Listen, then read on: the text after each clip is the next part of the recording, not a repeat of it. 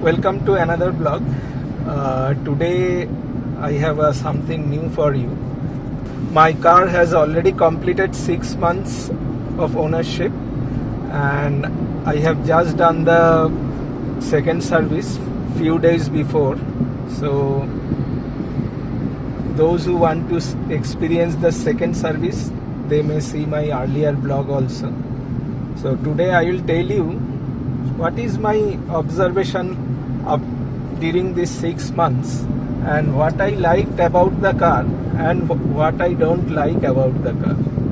So stay tuned, friends. And today I got the opportunity. In fact, today I am going to attend a social ceremony, and that is 110 kilometers from my home. So while I drive along, I will share my experience, how I felt about the car during this 6 months.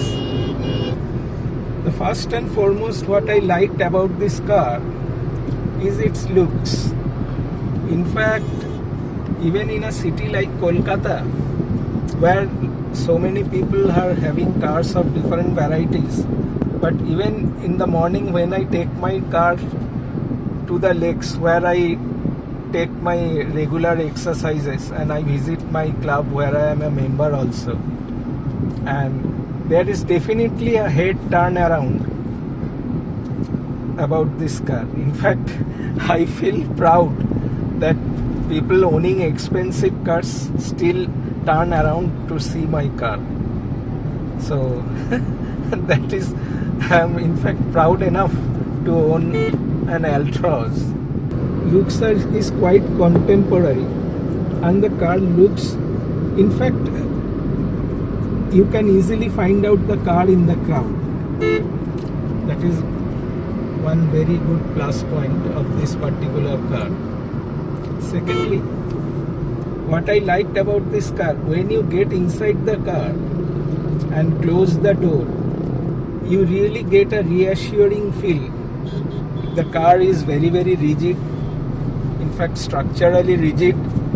The car is structurally rigid, and you feel that assurance which I got in this car every time I shut the door.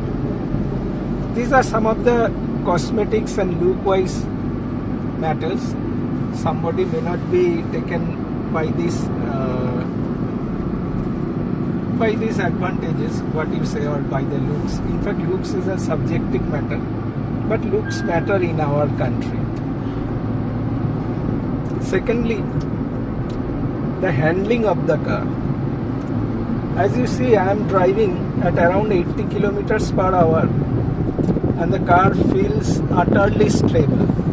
In fact, this car is a great cruiser. As you increase your speed, you gather more confidence. In fact, the steering gets harder and harder as you gain your momentum, and you feel a really stable car on the road. So that is a great advantage. In fact, you never feel unnerving when you are at 3-digit speeds. Let me tell you what are the things I am experiencing. As you can see, once you drive at high speeds, the car gets more stable. Another thing the Tata has done very well is the chassis and suspension tuning. The car is been tuned on the stiffer side, so the car gets more stable. And yes, in bumpy or bad roads, the comfort may be compromised, but once you are in good roads, you are a king. And the suspension has been very well tuned, so that is also a very plus point of this car. What are the other things that you like while you drive this car? So this is also a good point. Another thing, the car has been incorporated with cornering stability. So high speed cornering is also a breeze in this car. And more or less, since mine is an XT model, and the tires you get are low profile tires, that is 195/55 R16. They are very good in this type of metal-led roads. Yes, in bad roads you maybe have a compromised driving because the drive comfort may be little bit compromised, but otherwise this tire is a very good in handling your car. I can't comment on how the car feels with 14-inch tires, but this tire gives you a very good ride.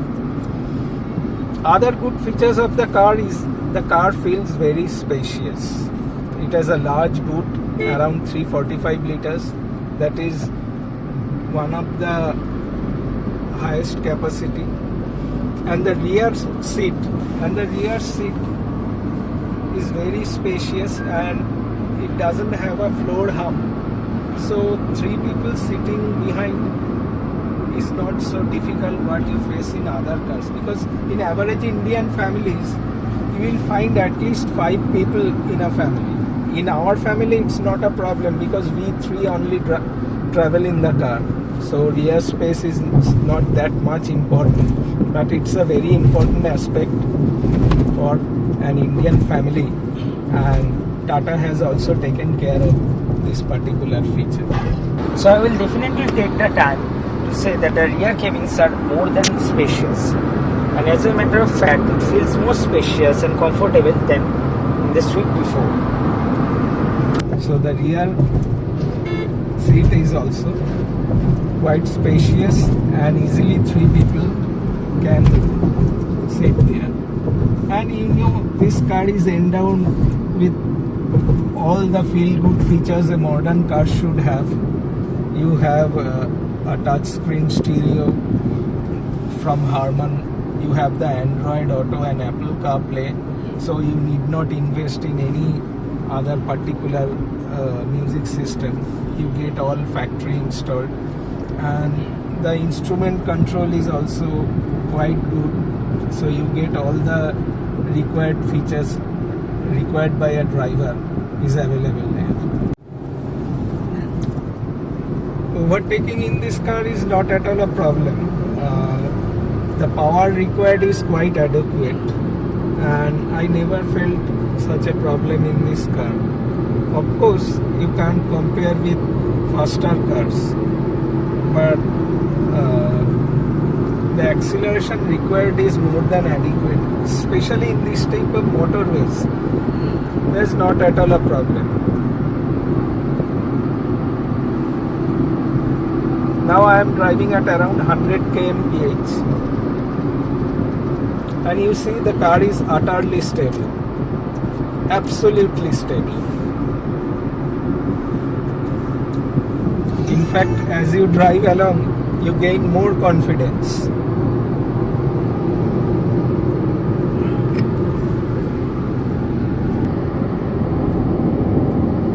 And at 100, the car is around 2500 RPM. So that's very good considering a 3-cylinder engine. And the maximum torque you can get between 2500 to 3500 or 3300 rather. So you can start from around 2500. So it's adequate. In fact, in busy traffic also, this is also a great advantage. In K-series engine, my first easiest comparison with the K-series engine, in fact I had a Swift before, that is petrol VXI. There the maximum torque builds up at 4500 RPM, but that is practical in a motorway, but in city or where you need to drive slow, so the maximum torque you can never find in those type of drivings, but in this car you can easily get it. That is also an added advantage of this car. So from my point of view, these are the plus points that you get in an Altroz, and I think these features are definitely give Altroz a plus point over other cars. Now, after experiencing the car for 6 months, I won't be biased towards the car. So what I felt is my true experience, and some Ultros owners may not be willing with my experience, but I should not hold the truth. The greatest concern of these Ultras which will disappoint somebody, that is the major concern, is your engine. No, it's not that the engine is not capable of, it's not that the engine is capable, but there are some drawbacks with this particular engine. First of all, when you go for a straight away acceleration, you may be disappointed because the rate of acceleration is much slower if I compare with the K series engines. Especially the K series engines, I can't compare with Hyundai because I haven't owned that car and I haven't driven a lot. Few persons Hyundai I have driven it. So my main comparison with K series engine. So that particular burst of acceleration is missing here. In this car you get a linear acceleration. Linear acceleration is what? That is, as you accelerate gradually, the car picks up momentum. It's not that the car is a slow couch, but it's, you won't get that burst of acceleration. The second point is the NVH levels. Up to 80 to 90 km per hour, the NVH level is okay. There is not much engine noise. But once you reach 100 and 100 plus, definitely the engine sound penetrates inside the cabin. Another thing is that normally 3 cylinders are known for their roughness. So the engine lacks that particular smoothness you experience in a K series engine.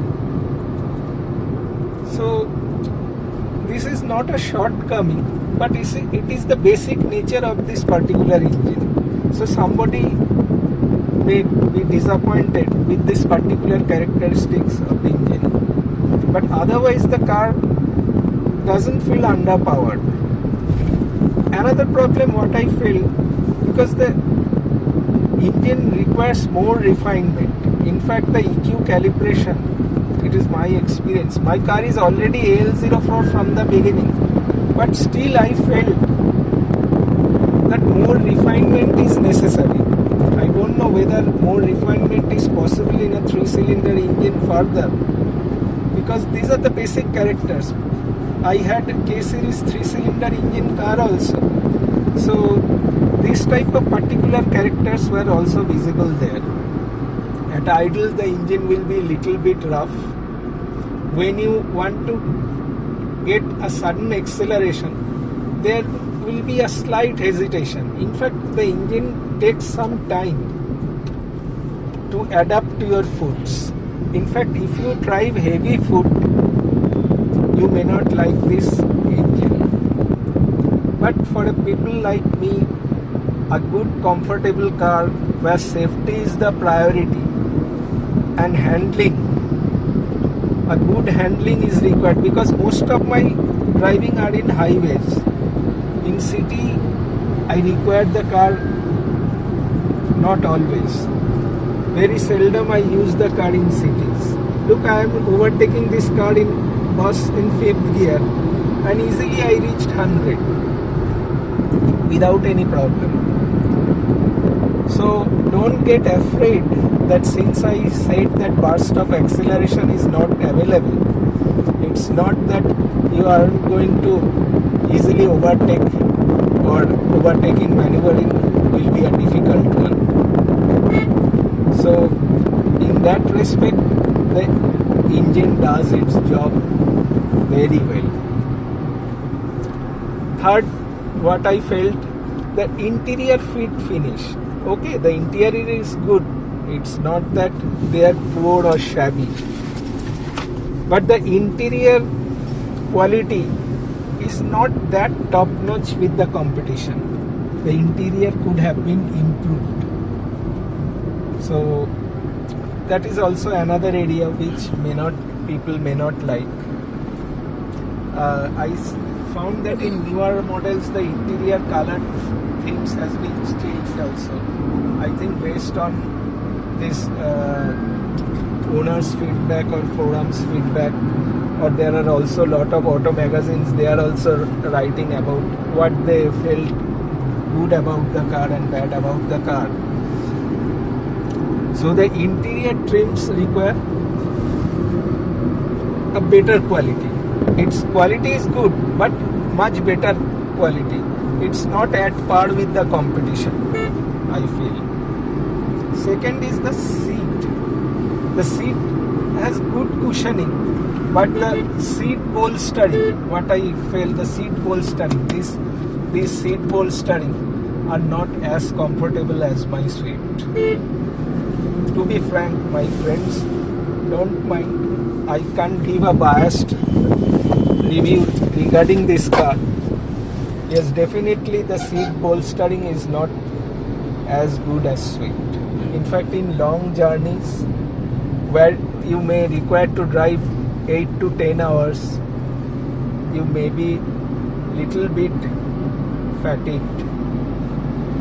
So the seat bolstering also needs to be improved. In fact, you are spending 8 lakh plus for a car like this, so you can expect better seats from Tata.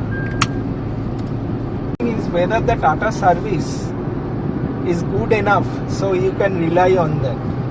Look, in my experience, the service is good enough and I didn't find any problem. But let me tell you, not all the service stations are well equipped, or not all the service stations are having good quality personnel who can look after this modern car. So that thing has to be taken care of. My service center was very good. They have good,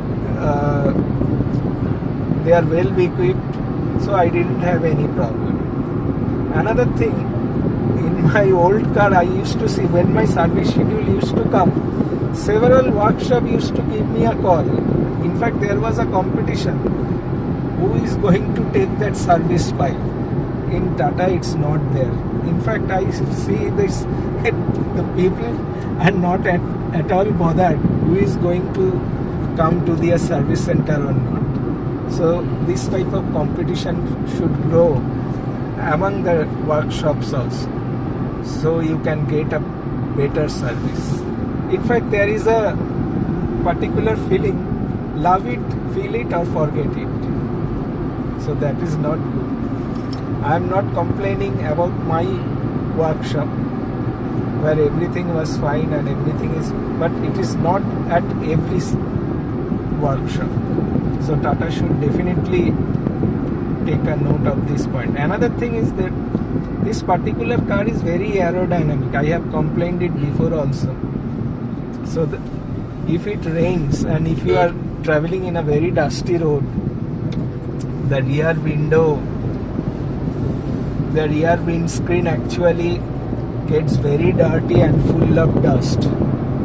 And in those conditions, you need to clean your window manually if you don't have a rear wiper in your car. And I feel Tata should provide at least from XM Plus model. From XM Plus model, they should provide a rear wiper. In fact, if you see in Baleno, that is the nearest competition of this car. Even just after the base variant, all the cars are having a rear wiper. In fact, the rear wiper should be provided as a safety feature, because rear visibility is very important in this type of busy highways. And if it is at night and it rains and the condition is dusty, you are gone. You need to come down and clean your back windshield. So summing up, So these are the few negatives. I think they are not that great, for which you should not consider this car. So each and every car has some sort of negatives and glitches. No car is free from glitches, as I told you. So this is how I feel about the car. And finally I will tell you whether should you buy this car. Yes, definitely yes. Why yes? Because it's an overall package. Altroz is an overall package where you get safety, comfort, all the feel good features of a modern car, and the car is really good looking. As for the user review, I will definitely say this car takes a higher level than other cars. For as a matter of fact, whenever you sit in the back, it gives a nice aura of calm, lovely, and safe. If you are an enthusiastic driver, I will tell you go for diesel or for the iTurbo model. So you get the zip zap zoom.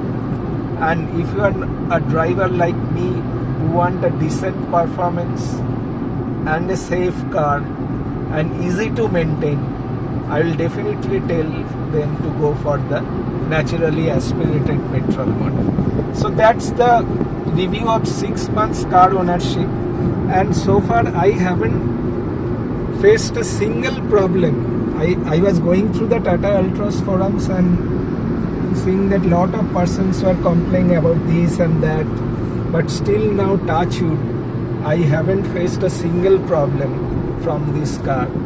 And most of my driving experience so far has been on the highways. Yes, there is a bit of city driving, and those who want to know about the mileage of this car, I will suggest them to see my earlier video about the Tata Altroz real mileage test, and there is also another 2 video about the service experience, and I have made a dedicated video regarding the Tata Altroz XT features. Some features may be new, but that serves the purpose who want to buy the XT petrol model. So that's it. Hope you have liked the video, and those who still haven't subscribed to my channel, I will tell them to subscribe my channel for more videos like this. Thank you very much and goodbye.